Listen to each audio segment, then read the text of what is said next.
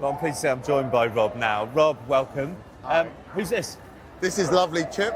She's just the sweetest little thing, isn't she? She's Absolutely gorgeous. adorable. And we were just joking because I'm still covered in Leonberger from earlier, but one of the best things about a Schnauzer is they don't molt. Absolutely. So I could do this all dark day, blue is going to and I stay look in nice. exactly the same as I was when I started. So Rob, you're an expert behavioural trainer, Yes. right? And we were just talking about play there, but you deal with all sorts of behavioural problems and things with dogs. What's the most common thing you see? So, rather worryingly, what we're seeing now is a lot more anxiety in dogs.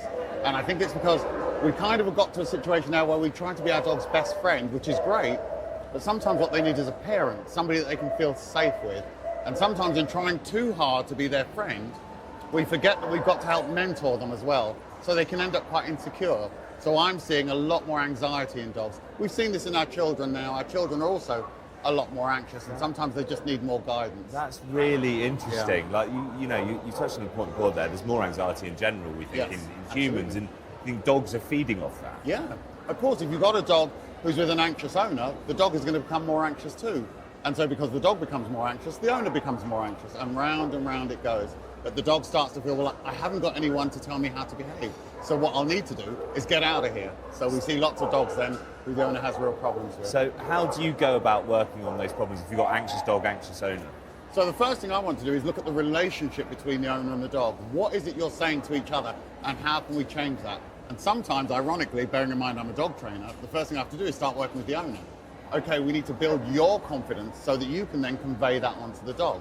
And we see Chip, who's been educated well, says, okay, well, Mum has said I can sit with you, and this seems to be okay. So she's perfectly happy to stay with somebody she's never met before because she trusts Mum's judgment.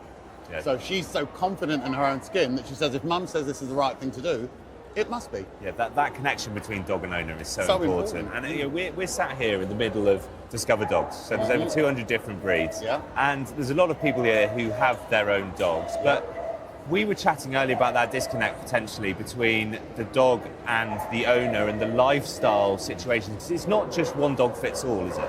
It is absolutely not. But often when it comes to looking at dogs and what dog we think we want, we have a really small range of criteria. So we say, well, I want a small dog. I want a dog that will fit in with my very busy household. So we go maybe for a miniature Schnauzer. And yep, she's a small dog. And yes, she fits on my lap. But she's not a lap dog.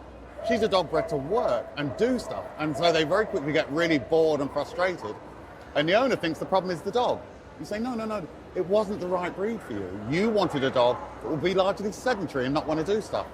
And Chip says, yes, I'm happy to do this for a while, but then I need to go off and do stuff. I've got a real brain and I want to work it. So often we make the wrong choice when it comes to picking our breed. We have a very narrow range of criteria. So what would you recommend someone to get the right breed? Broaden that criteria, get more experience with the dog? A lot of the people I talk to say, well, I did lots and lots of research. But what we sometimes make the mistake of doing is we ask the wrong people. So we decide we want a miniature Schnauzer. And so we look online and we look up Know Your Schnauzer. And it says, Schnauzers are the most wonderful dogs, they're perfect at everything and so on, because you're asking people who may already be a little bit biased towards that breed. So we read all the things that we want to that reinforce what we already thought, and then when we get one, we find it's not like that at all. So I always say, ask people who are unbiased, ask your local vets, ring round a few vet surgeries. What do you find they're like when you have to deal with them? And they may say, well, we tend to find they get really, really anxious in this environment. You might ask dog groomers, what are they like when you come to me? And you find the dog groomers say they don't really seem to like being handled very much. You ask local dog trainers, when they come to your classes, what are the sort of issues that they have? And certainly as a trainer, there's a lot of breeds that as soon as somebody tells me it's one of those, I already know what its issues are likely to be because they're inherent within that breed.